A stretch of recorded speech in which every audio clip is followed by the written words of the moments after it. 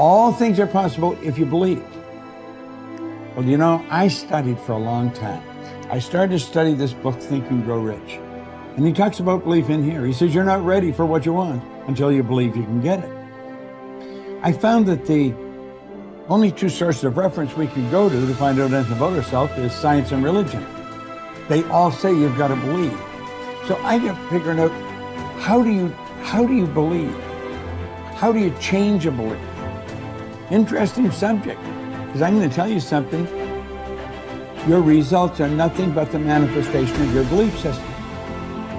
Well, our belief system, now listen carefully, is based upon our evaluation of something. And frequently when we reevaluate a situation, our belief about that situation will change. Seeing yourself make a decision at that point to be resilient, to keep at it, to see the charge come back on your face, to see yourself working through the struggle is the most important visualization you can do. What would you say to yourself when it sucks? Not just see yourself validated. It's about, look, the real truth of achieving any dream is that struggle, that effort, that push. Every time that you have fallen on your face, or you've tried something and failed, or you've gone out and thought you found the love of your life, and then your heart's broken, and then you pick yourself up again, and then you dust yourself. You're building confidence the entire time, because confidence is not built on the high days. Confidence is built on the low ones. Confidence is built when you are struggling. Because when you see yourself go for something and fall, when you see yourself try and get knocked down, when you see yourself stand back up after getting abused or traumatized or discriminated against and moving ahead, you are building this reserve within yourself where you know you can rely on yourself, you know you can face hard things and you can keep moving forward. You know you have your own back. So it's in there. Your life has been helping you build it. Now you gotta just dig in and tap into it and use it to shut that critic up in your head. If you fall down 100 times in a day, what does it matter? For a committed man, there is no such thing as failure. If you fall down 100 times, 100 lessons to be learned. If you commit yourself like this to creating what you really care for, now your mind gets organized. Once your mind gets organized, the way you think is the way you feel, your emotion will get organized.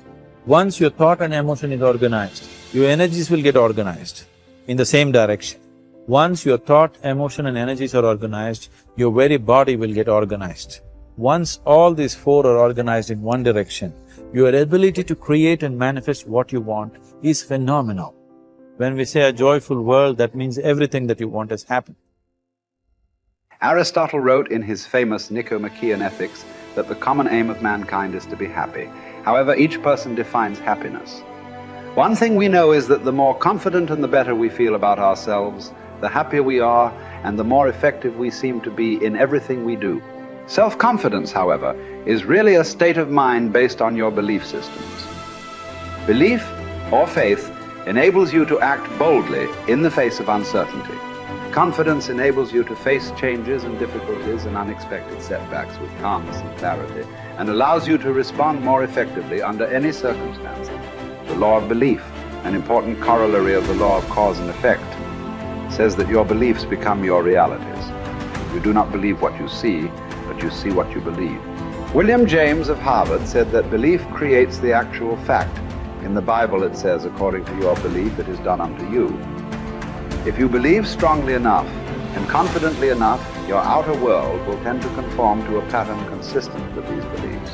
In fact, your world today is largely an outpicturing of your innermost beliefs and convictions. You behave on the outside based on your beliefs on the inside. You see the world around you based on your beliefs about reality. Regardless of whether they are correct, how can you determine your true beliefs? Simple. You can tell what you really believe by observing what you do and what you don't do. You can tell what you believe by listening to your opinions, your conversations, and by noting your decisions. When you truly believe yourself to be an exceptional human being, possessed of remarkable capabilities, you will walk and talk and act that way, and your inner convictions will become your outer realities. As the Bible says, all things are possible to him that believeth. The law of incremental improvement is your key to an unlimited future of success, prosperity, and self-confidence. It doesn't matter where you are starting from. All that matters is where you are going. As Theodore Roosevelt said, do what you can with what you have, where you are. By applying the law of incremental improvement to yourself and your work, you can begin moving upward toward joining the great ones in your field. If you are doing what you love to do, and you are doing it with all your heart, by engaging in continuous personal and professional improvement, you can begin to move forward at such a rapid rate that it will astonish you. There is one small problem that you need to deal with before you become one of the best in your field. Most of us grow up with feelings of inferiority and inadequacy. Because of low self-esteem and selling ourselves short, many of us never even think about becoming excellent at our work. It never even occurs to us that we have the ability to learn anything we need to learn, to be able to do an outstanding job at anything we put our minds to. The fact is that, generally speaking, you have the capability to excel at anything that is really important to you. If anyone else has achieved a high level of competence in your field, then so can you. All you have to do is to do the same things over and over until sooner or later you get the same results that they have. I stopped wasting time. That helped a lot. I stopped drinking. I stopped going to bars. I really didn't spend a lot of time with my friends when I had young kids in particular. I had friends and I saw them, with some degree of regularity, but where I cut corners was more with social life outside my family. So I spent a lot of time with my wife, and I spent a lot of time with my kids, and I spent a lot of time on my career. And so you have to make choices. And I think those were reasonable choices. I'm not displeased with them. Don't abandon your friendships, but you can certainly look at where you're wasting time and just stop doing things that you know to be a waste of time. So, and I did. And so I had enough room for my marriage, and I had enough room for my kids, and I had enough room for my career, and sort of a multi-dimensional career. And it was always a challenge to me too, to see how efficient I could get. I concentrated on my marriage and making time for it. I concentrated on spending time with my kids consciously, and I concentrated on developing my career. Those were the three elements of my life. And I had some time left over for creative pursuits and for friends, but most of it was a matter of getting rid of time wastes of any sort, and I just pushed that out of my life, day after day until I wasn't wasting any time, or virtually no time. And, I've asked my undergraduates frequently how much time they waste per day, and general estimates are like 6 to 8 hours of time they regard themselves as wasting. Like, that's a whole career right there, right? So if you just stop wasting time, you can do a tremendous amount, especially if you also try to maximize efficiency.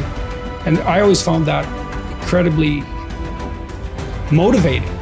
A motivating game. How much can I do in the least amount of time possible? That's fun to try to do that, as far as I'm concerned. I know, that's maybe undoubtedly a temperamental thing, but if you're wired that way, that's a great meta strategy. Become efficient. Results is the name of the game. What other game is there? I'm telling you, if you'll start with that, it's called the process of life change, and it doesn't matter how small the process is to start. One discipline starts it, and then one discipline feeds another, and the first thing you know, you've got this whole cycle in an upward positive motion. And it's called life change. It's called income change. It's called health change. Relationship with your family change. Equities unprecedented that you can have in numbers that will stagger the imagination if you do not curse what's available and start amending what's possible to get the results that you want. I don't think I could put it in any better. He said, it's not what happens that determines the major part of your future. It's not what happens. What happens to us all. He said the key is what you do about it. It's not what happens, it's what you do. And he said if you will start that process of change, do something different the next 90 days than you did the last 90 days, like picking up the books to read. Do something different, like the new health disciplines, relationship with your family, whatever it is, doesn't matter how small it is. You'll start doing different things with the same circumstances. Since we cannot change the circumstances, but we can change ourselves. We can change what we do.